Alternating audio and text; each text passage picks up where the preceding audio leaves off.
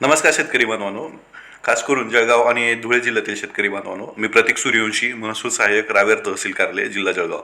शेतकरी बांधवांनो, जानेवारी महिन्यामध्ये जो अवेळी पाऊस झालेला होता, वेळ सोडून पाऊस आल्यामुळे बऱ्याचशा शेतकऱ्यांचं नुकसान झालेलं होतं.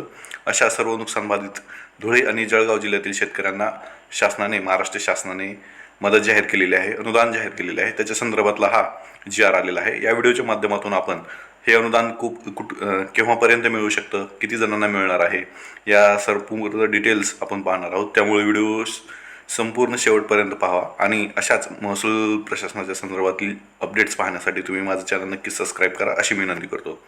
बघा, महाराष्ट्र शासनाने दिनांक 4 मार्च 2026 रोजी हा GR प्रकाशित केलेला आहे. महसूल आणि वन विभागाअंतर्गत हा GR आहे की धुळे व जळगाव जिल्ह्यातील जो काय जानेवारी 2026 मध्ये अवेळी पाऊस झाला होता, त्या पावसामुळे जे काही शेतकरी बाधित आहेत त्यांच्या नुकसानापोटी ही मदत जाहीर केलेली आहे. बघा, नैसर्गिक आपत्तीखाली ही मदत मोडते.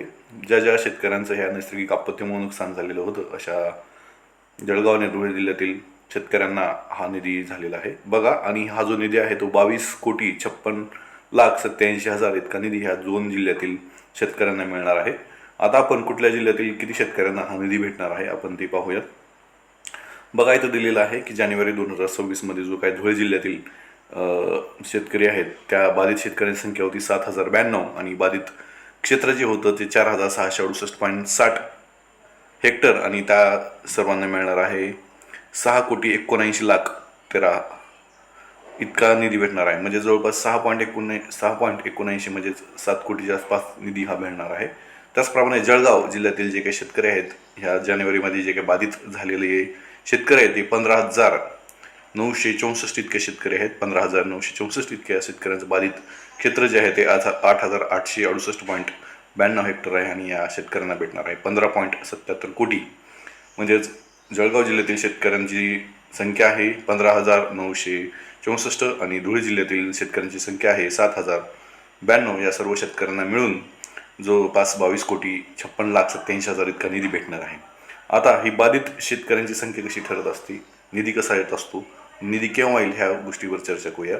मित्रांनो आणि सर्व शेतकरी बांधवांनो, जेव्हा जेव्हा अशी नैसर्गिक आपत्ती येत असते, जानेवारी असो, फेब्रुवारी असो, केव्हा असो, तर शेतकऱ्यांचं पहिलं काम असतं की आपला पंचनामा करणं. बघा, गाव लेवलला जे काही ग्रामसेवक आहेत किंवा तलाटे आहेत किंवा कृषी सेवक आहेत, यांच्यामार्फत आपल्या शेतामध्ये झालेलं नुकसानाचा पंचनामा सर्वप्रथम करून घेणं गरजेचं असतो.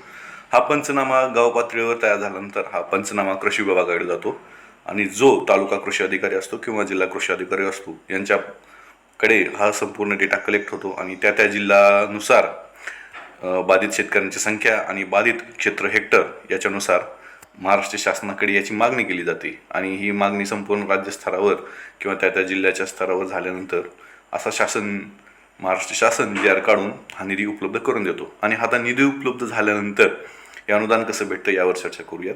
आता हे जे पंचनामे शेतकऱ्यांनी केलेले आहेत, हे पंचनामे सर्वप्रथम कृषी विभाग आहे, कृषी विभाग तहसील कार्यालयाकडे पाठवतं. याचा जो काही गोषवारा आहे हा गोषवारा आल्यानंतर जे काही गाव लेवलवर जे पंचनामे आहेत, पंचनामे तहसील लेवलला येतात आणि तहसील लेवलला ह्या गोष्टींची सर्व चाचपणी होते की खरंच त्या शेतकऱ्यांची पंचनामे योग्य आहेत का, क्षेत्र योग्य आहे का, क्षेत्रानुसार व्यवस्थित उतारे, आधार कार्ड, सगळ्या गोष्टी, बँक खाते व्यवस्थित दिलेले आहे का, या सर्व गोष्टींची खातिरजमा झाल्यानंतर तहसील कार्यालयावर ई पंचनामा जी काही पोर्टल आहे, ई पंचनामावर हे सगळे जे काही पंचनामे आहेत ते अपलोड केले जातात. हे अपलोड झाल्यानंतर महाराष्ट्र शासन जे काय आहे ते सगळं आता online DBT direct benefit transfer through पैसे पाठवतं. WIKID तयार होतो. WIKID आल्यानंतर काही दिवसांनी शेतकऱ्यांना KYC करण्यासाठी वेळ दिला जातो आणि ही त्यांची KYC एकदा झाली की मग हे पैसे त्यांच्या अकाउंटला येतात. ही अशा प्रकारे ही प्रोसेस असते. या प्रोसेसला बराचसा वेळ लागू शकतो, म्हणून पुढील 1 ते 2 महिन्यामध्ये हे पैसे शेतकऱ्याच्या अकाउंटला येणं अपेक्षित आहेत असं मला वाटतं. त्यामुळे सर्व शेतकरी बांधवांना आव्हान आहे की ज्या ज्या शेतकऱ्यांची जेव्हा नैसर्गिक आपत्ती असेल, पूर असेल किंवा अतिवृष्टी असेल किंवा जे काही गोष्टी असतील, या नैसर्गिक आपत्तीमुळे आपल्या शेतातील जे काही नुकसान होतं त्या नुकसानीचा पंचनामा तुम्ही आवर्जून आपले जे काही गाव लेवलला जे काही ग्रामसेवक आहेत किंवा तलाठी आहेत किंवा कृषी सेवक आहेत यांच्याकडून करून घेणं गरजेचं आहे. करून घेतल्यानंतर ह्या गोष्टीचा लाभ, ह्या गोष्टीचा अनुदानाचा लाभ तुम्हाला नक्कीच भेटेल. ज्या ज्या शेतकऱ्यांनी आता जानेवारी महिन्यामध्ये धुळे आणि जळगाव जिल्ह्यामध्ये ज्या ज्या शेतकऱ्यांनी हे पंचनामे केले, म्हणजे ह्या पंचनाम्यांची संख्या जर बघितली तर 23,056 इतकी आहे. म्हणजे 23,056 इतक्या शेतकऱ्यांना दोन्ही जिल्ह्यातील हा निधी भेटणार आहे.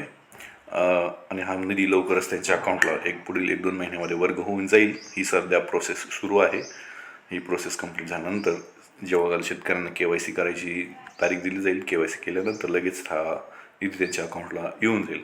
अशाच प्रकारचे महसूल प्रशासनाच्या संदर्भातील नवीन अपडेट्स, शासन निर्णय, GR पाहण्यासाठी तुम्ही मला नक्की सबस्क्राईब करा अशी मी विनंती करतो. आणि हा व्हिडिओ जळगाव आणि धुळे जिल्ह्यातील जास्तीत जास्त शेतकऱ्यांपर्यंत शेअर करा, जेणेकरून त्यांनाही जे काय भविष्यामध्ये येणारे जी काय नैसर्गिक आपत्ती आहे किंवा अनुदान आहे, या अनुदानाचा, नैसर्गिक आपत्तीचा कशा प्रकारे फायदा घेता येतो ह्या व्हिडिओच्या माध्यमातून त्यांना समजून जाईल.